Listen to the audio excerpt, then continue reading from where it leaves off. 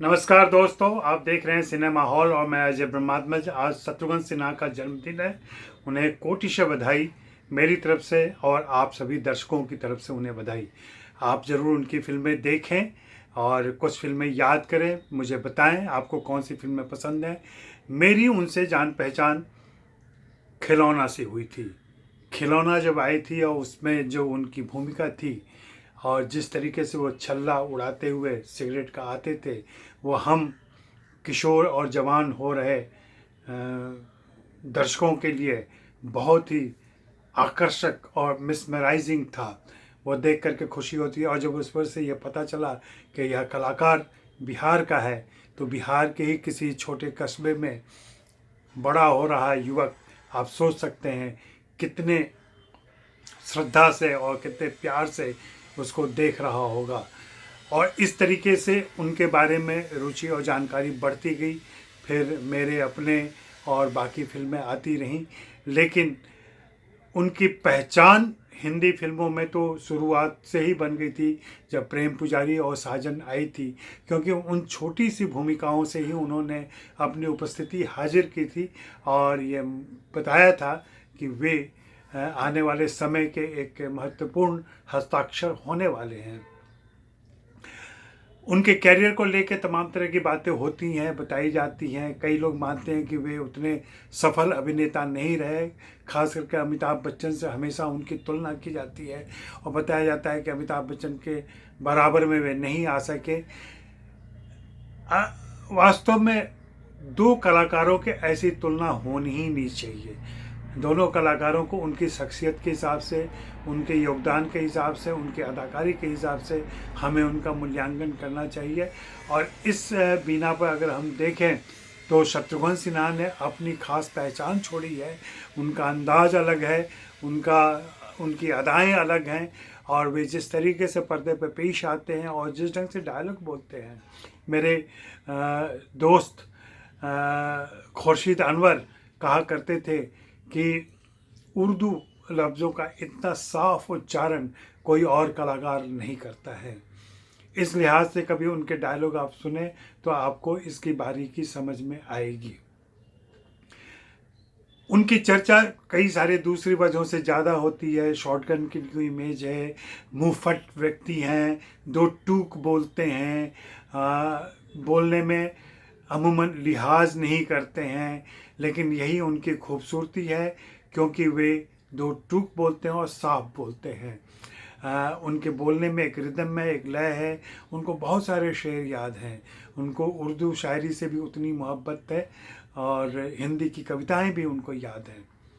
बहुत कम ऐसे हिंदी फिल्मों के कलाकार हैं जिनको शेर व शायरी में रुचि हो, उनको याद भी हो और वे मौके के अनुसार उनको दोहरा सकें, बता सकें।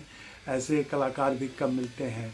शत्रुघ्न सिन्हा को जब फिल्मों में आया और शुरू में उन्होंने खलनायक की भूमिका की, मुझे याद है अगेन फारबिसगंज मेले में जो फिल्में मैंने देखी थी, उन मेलों में एक रामपुर का लक्ष्मण भी थी और रामपुर का लक्ष्मण देख करके मुझे बहुत ही खुशी हुई थी। खास करके एक सीन में जहाँ वे अपने हाथ पे लिखा हुआ एक नाम कैसे गायब करते हैं और यह देख करके उस उम्र में हमें बहुत ही आश्चर्य हुआ था। शत्रुघ्न सिन्हा ने हिंदी फिल्मों की किसी एक लकीर पर चलना कभी स्वीकार नहीं किया। खलनायकी से उन्होंने आरंभ किया अपना कैरियर और फिर बाद में धीरे धीरे वे नायक की तरफ आते गए और एंटी हीरो भी बने और कुछ फिल्में उनकी बहुत कामयाब रहीं। खास करके सुभाष घई के साथ कालीचरण और विश्वनाथ तो बहुत ही महत्वपूर्ण फिल्म मानी जाती है और दोनों फिल्मों में डायलॉग, उनकी डायलॉग डिलीवरी को बार बार लोग सुनते हैं और उसकी चर्चा करते हैं। शत्रु जी में मुझे बार बार लगता रहा कि वे स्थिर मन से और अपने एक दिशा में कभी आगे नहीं बढ़े। वे हमेशा आगे पीछे इधर उधर दाएं बाएं चलते रहे और जिसकी वजह से उनका जो इम्पैक्ट होना चाहिए था, उनका जो योगदान होना चाहिए था, वो कहीं ना कहीं बिखर गया, थोड़ा हल्का हो गया। बिहार से हिंदी फिल्मों में आए वे पहली जोरदार दस्तक कहे जा सकते हैं। वैसे बहुत कम लोगों को मालूम है कि यहूदी की लड़की की हीरोइन भी बिहार की थी।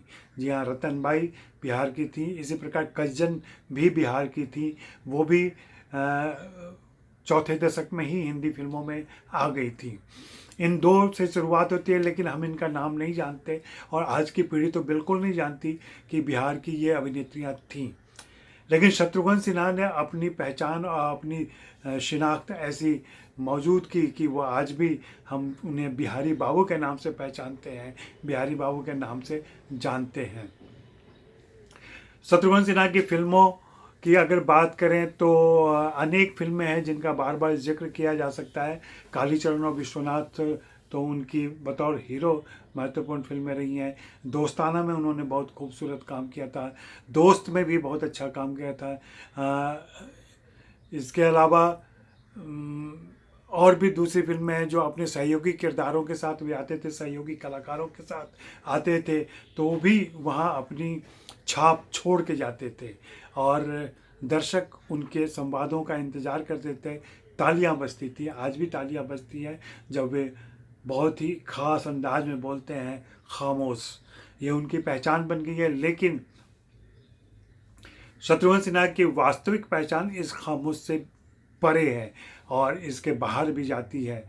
चूँकि हमने उनको एक ख़ास छवि में बांध दिया है और थोड़ी सी नकारात्मक इमेज बना के रखी है, इसलिए हम उनकी पूरी तारीफ भी नहीं कर पाते हैं। उन पर एक बायोग्राफी आ चुकी है और जिसे भारती प्रधान ने लिखा है। मौका मिले तो आप उसे पढ़ें, वो हिंदी अंग्रेजी दोनों में है और खामोश उसके टाइटल में है। और यह किताब उनके जीवन के बहुत सारी परछाइयों को जाहिर करती है। लेकिन हमारे मित्र जो माधुरी में संपादक रहे हैं, संपादक मंडल में रहे हैं, मिथिलेश सिन्हा, वे बताते हैं कि मिथिलेश सिन्हा का कहना है कि अभी भी शत्रुघ्न सिन्हा के बारे में बहुत सी बातें लोगों को मालूम नहीं है और इस किताब में भी वे सारी बातें नहीं आ पाई हैं। किसी ज़माने में मिथिलेश भी उनकी बायोग्राफी लिखने वाले थे, लेकिन फिर कुछ बात नहीं बन पाई और वो रह गई। और मुझे लगता है कि शत्रु जी को इस तरफ ध्यान देना चाहिए और उनकी बायोग्राफी हिंदी में आनी चाहिए पहले, बाद में उसे अंग्रेजी में या किसी और भाषा में अनुदित किया जाए तो ये अलग बात है। और मिथिलेश चूँकि उनके बहुत करीबी रहे हैं, उनकी हर गतिविधि, उनके हर कदम को करीब से आंकते और देखते रहें और लिखते रहें, बताते रहें, इसलिए मुझे लगता है कि मिथिलेश ज़्यादा पारखी नज़र से उनका विवरण कर सकते हैं और इस दिशा में उन्हें भी प्रयास करना चाहिए। शत्रुघ्न सिन्हा की शादी पूनम सिन्हा से हुई है, सभी जानते हैं। पूनम सिन्हा कभी कोमल के नाम से काम करती थी। सबक फिल्म इन दोनों की एक साथ आई थी। वे भारत सुंदरी रह चुकी हैं और बहुत ही मिलनसार और उदार किस्म की महिला हैं। शत्रु जी में जितना अक्खड़पन है उतना ही उसके विपरीत कह लें सलाहियत और मुलायम व्यक्तित्व है उनका। और उनकी बेटी सोनाक्षी सिन्हा भी अभी की मशहूर अभिनेत्री हैं और उनके बेटे लौ और कुछ ज़रूर फिल्मों में नहीं आ सके, लेकिन वे भी अपना व्यवसाय करते हैं और अपना काम करते हैं। मैं इस मौके पर शत्रु जी को बहुत बधाई देता हूँ, उनको जन्मदिन की बधाई देता हूँ। मैं उनके आवास पर भी जा चुका हूँ। पटना के कदम कुआं में उनका आवास मतलब मूल निवास है। भुवनेश्वरी प्रसाद सिन्हा उनके पिता का नाम हुआ और 4 भाई थे। वे 4 भाई में सबसे छोटे थे ये। राम लक्ष्मण भरत शत्रुघ्न जी सबसे छोटे हैं और उन्होंने इतना नाम कमाया है। शत्रु जी की राजनीति में भी रुचि रही है, जैसे कि हर बिहारी की रुचि रहती है और लगभग 20-22 साल उन्होंने लोकसभा और राज्यसभा में दिए हैं और सघन योगदान किया है। लेकिन वे भाजपा में रहते हुए भी एक विरोध की आवाज़ बने रहे और इसकी वजह से आखिरकार उन्हें वहाँ से निकलना पड़ा और इन दिनों वे राष्ट्रीय कांग्रेस के सदस्य हैं, जहां से वे चुनाव हार चुके हैं, लेकिन राजनीतिक मुद्दों पर और दूसरे सार्वजनिक मुद्दों पर भी वे कुछ भी कहने से हिचकते नहीं है। अमिताभ बच्चन से अपनी कट्टर दोस्ती के बावजूद उनकी आलोचना करना से नहीं हिचकते हैं। हाँ, एक व्यक्ति के प्रति, एक स्टार के प्रति हमेशा उनके मन में मैंने आदर देखा है, वे हैं धर्मेंद्र, जिनका जन्मदिन कल ही था। और इन दोनों के दोस्ती का नमूना हमने दोस्त फिल्म में देखा था। तो दोस्तों, यही हम बात ख़त्म करते हैं और आपसे आग्रह है कि जिस तरीके से आप मुझे सपोर्ट कर रहे हैं, ख़ास करके 3000 की संख्या पूरी करने के बाद से उसे जारी रखें, बल्कि उसकी गति तेज करें, ताकि हम लोग जल्दी से जल्दी और आगे बढ़ते जाएं आपके सहयोग से। तो बहुत बहुत धन्यवाद, शुक्रिया, मेहरबानी।